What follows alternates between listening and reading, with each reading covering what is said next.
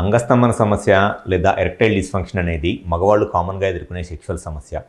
అయితే ఈ అంగస్తంభన సమస్య లేదా ఎరెక్టైల్ డిస్ఫంక్షన్ అండ్ సెక్షువల్ ప్రాబ్లమ్స్తో మ్యారేజ్ అయిన ఫస్ట్ నుంచి ఈ ప్రాబ్లంను ఎదుర్కొంటా సెక్షువల్గా ఒక్కసారి కూడా కలవటానికి ఇబ్బంది పడిపోయే ప్రాబ్లమ్ని దాన్ని అన్కాంజుమేటెడ్ మ్యారేజెస్ లేదా నాన్ కాంజుమేటెడ్ మ్యారేజెస్ అంటారు. అసలు ఈ అన్కాంజుమేటెడ్ లేదా నాన్ కాంజుమేటెడ్ మ్యారేజెస్ అంటే ఏమిటి, అండ్ ఈ సెక్షువల్గా ఈ అన్కాంజుమేటెడ్ మ్యారేజెస్ లాంటి ప్రాబ్లమ్స్ రావడానికి గల కారణాలు ఏమిటి అండ్ దానికి ఉన్న సొల్యూషన్స్ ఏమిటి అనేది ఈ వీడియోలో నేను డీటెయిల్గా చెప్తాను. నా పేరు doctor Kranthi Kumar Reddy, consultant andrologist, Jai andrology and mens health. మాకు విజయవాడ, వైజాగ్, రాజమండ్రి, నెల్లూరు మరియు కర్నూలులో బ్రాంచెస్ ఉన్నాయి. నేను మగవాళ్ళలో ఎటువంటి సెక్షువల్ సమస్యలు ఉన్నా, ముఖ్యంగా అంగస్తంభన సమస్య, సీక్రెట్స్లో అండ్ సెక్షువల్ ప్రాబ్లమ్స్ నేను ట్రీట్మెంట్ చేస్తాను.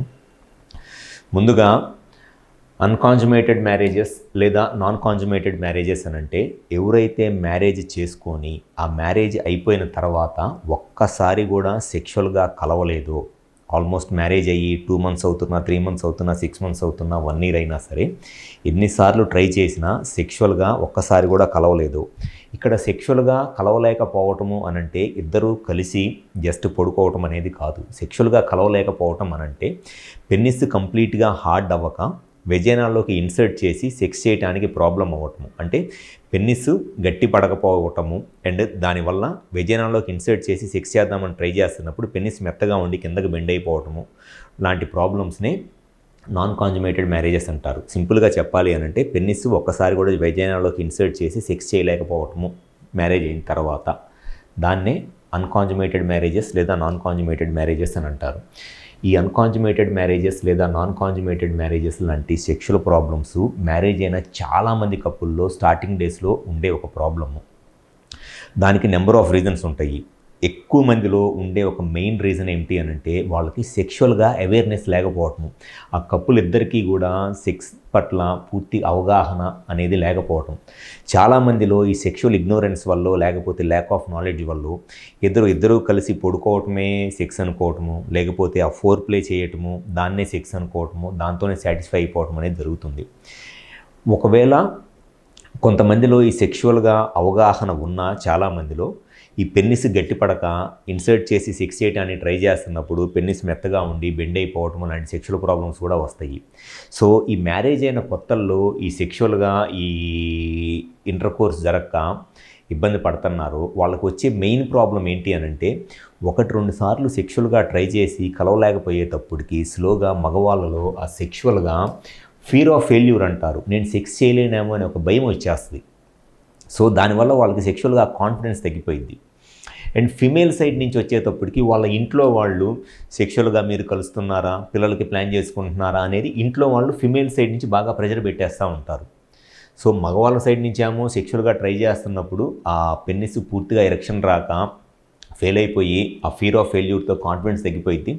ఫీమేల్ సైడ్ నుంచేమో నెంబర్ ఆఫ్ టైమ్స్ ట్రై చేసినా సెక్స్ అవ్వట్లేదు అని, ఇంటర్కోర్స్ అవ్వట్లేదని వాళ్ళ సైడ్ నుంచి కూడా కొంత దాని మీద కొంత ఎవర్షన్ వచ్చేసి అండ్ ఇంట్లో వాళ్ళు ప్రెజర్ పెట్టేయటం వల్ల దానివల్ల సెక్షువల్గా చాలా ఇబ్బందులు ఎదుర్కొంటూ ఉంటారు. సో ఈ అన్కాంజుమేటెడ్ మ్యారేజెస్ లేదా నాన్ కాంజుమేటెడ్ మ్యారేజెస్ వల్ల వచ్చే ఒక మెయిన్ సమస్య ఏంటి అని అంటే వాళ్ళకి రిలేషన్ అనేది బాగా దెబ్బతినిపోయింది. ఎప్పుడైనా సరే ఒక హెల్దీ రిలేషన్ మ్యారేజ్ అయిన తర్వాత ఒక బాండింగ్ రిలేషన్ ఏర్పడాలి అని అంటే ఫస్ట్ అండ్ ఫార్మోస్ట్ థింగ్ అది ఓన్లీ విత్ సెక్షువల్ ఇంటర్కోర్స్తోనే జరిగిద్ది. లవ్ అండ్ ఎఫెక్షన్ వేరు అండ్ సెక్షువల్ ఇంటర్కోర్స్తో వచ్చే ఒక బాండింగ్ అనేది వేరు. లవ్ అండ్ ఎఫెక్షన్ అనేది ఎవరికైనా ఉంటుంది. మ్యారేజ్ అయిన తర్వాత ఆ ఇష్టంతోనో లేకపోతే ఆ ప్రేమ అనేది ఎవరికైనా ఉంటుంది.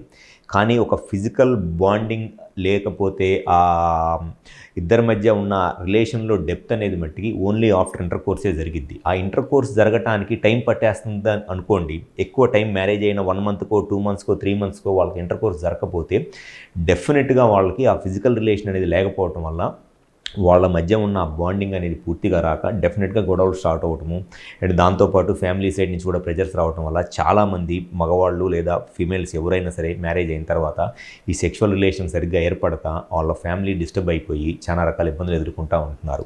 సో ఎప్పుడైనా సరే మ్యారేజ్ అయ్యి ఒక 1 or 2 times సెక్షువల్గా ట్రై చేసిన తర్వాత మ్యాక్సిమం ఫస్ట్ 1 week లేదా 10 daysలో ఒక 4-5 టైమ్స్ సెక్షువల్గా ట్రై చేసి అప్పటికి కూడా వాళ్ళకి ఇంటర్ కోర్స్ అవ్వట్లేదు అని అంటే అనవసరంగా టైం వేస్ట్ చేసుకోకుండా ఇమీడియట్గా వాళ్ళకి ఏ రీజన్ వల్ల సెక్షువల్గా కలవలేకపోతున్నారు, వాళ్ళకి సెక్షువల్ అవేర్నెస్ లేదా, లేకపోతే సెక్షువల్గా పార్టిసిపేట్ చేయడానికి ఎరెక్షన్ రాకపోవడానికి ఏదన్నా హార్మోన్ ఇష్యూస్ ఏదైనా ఉన్నాయా, లేదా సైకలాజికల్ ఇష్యూస్ ఏదైనా ఉందా, లేకపోతే ఫిమేల్ సైడ్ నుంచి కొంత ఈ వెజైనిస్మస్ అంటారు, అంటే వెజైనా బాగా టైట్గా ఉండటము, ఇంటర్ కోర్స్ కోసం ట్రై చేస్తున్నప్పుడు, ఇన్సర్ట్ చేయడానికి ట్రై చేస్తున్నప్పుడు వెజైనా దగ్గర పెయిన్ రావటం వల్ల ఫిమేల్ సైడ్ నుంచి కొంత కోఆపరేషన్ ఏదైనా ప్రాబ్లం ఉంటుందా, లేకపోతే మేల్ సైడ్ నుంచి ఎరెక్షన్ రాకపోవడానికి హార్మోన్స్ ఏదైనా ప్రాబ్లం ఉందా, పెనిస్కి సంబంధించిన బ్లడ్ ఫ్లోలో కానీ మజిల్స్లో కానీ ఏదైనా ప్రాబ్లం ఉందా, లేకపోతే సైకలాజికల్గా ఏదైనా కొంత ఈ ఫియర్ ఆఫ్ ఫెయిల్యూర్తో కానీ యాంగ్జైటీతో కానీ దానివల్ల ఏమైనా ఇబ్బంది పడుతున్నారనేది క్లియర్గా ఐడెంటిఫై చేసుకొని ఎంత తొందరగా వాళ్ళకి మ్యారేజ్ అయిన తర్వాత సెక్షువల్ రిలేషన్లోకి వెళ్తే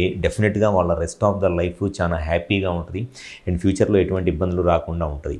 అట్లా కాకుండా స్టార్టింగ్ డేస్లోనే సెక్షువల్గా కలవలేక ఇబ్బంది పడతా ఒకళ్ళ మీద ఒకళ్ళకి కొంత ఒక టైప్ ఆఫ్ ఈ అపనమ్మకము, లేకపోతే సెక్షువల్గా ఏదన్నా ప్రాబ్లం ఉంది అనేది ఒక డౌట్ లాంటిది ఏర్పడితే అది టైం పెరిగే కొద్దికి ఆ డౌట్ ఇంకా చాలా పెద్దదైపోయి అనవసరంగా వాళ్ళ రిలేషన్ కూడా దెబ్బతినే లాంటి పరిస్థితులు వస్తాయి.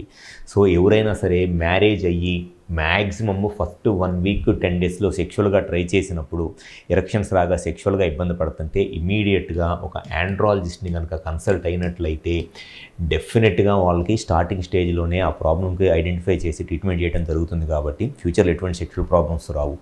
చాలామంది మా దగ్గర ఈ మ్యారేజ్ అయిన కొత్తల్లో ఈ సెక్షువల్ అవేర్నెస్ లేక సెక్షువల్ కౌన్సిలింగ్ కోసమో, లేకపోతే సెక్షువల్ ప్రాబ్లమ్స్ ఏదైనా ఉంటే ట్రీట్మెంట్ కోసమో చాలామంది పేషెంట్స్ వచ్చి వాళ్ళ ప్రాబ్లమ్ని చాలా ఇనీషియల్ స్టేజెస్లోనే ఐడెంటిఫై చేసుకొని ట్రీట్మెంట్ చేయించుకోవడం వల్ల వాళ్ళ రెస్ట్ ఆఫ్ ద లైఫ్ సెక్షువల్గా కానివ్వండి, లేకపోతే వాళ్ళ పర్సనల్ లైఫ్ చాలా హ్యాపీగా ఎంజాయ్ చేస్తూ ఉంటారు. సో ఎవరైనా సరే మ్యారేజ్ అయిన కొత్తలో సెక్షువల్గా ఇబ్బంది పడతా కరెక్ట్గా మీ ప్రాబ్లంకి రీజన్ ఏంటి అనేది తెలుసుకొని మీ ప్రాబ్లంకి 100% సొల్యూషన్ కావాలి అనుకుంటే మాకు విజయవాడ, వైజాగ్, రాజమండ్రి, నెల్లూరు మరియు కర్నూలులో బ్రాంచెస్ ఉన్నాయి. ఈ 5 ప్లేసెస్ ఎక్కడైనా సరే వచ్చి కన్సల్ట్ అవ్వండి. 100% మీ ప్రాబ్లం సొల్యూషన్ చెప్పడం అనేది జరుగుతుంది. Thank you.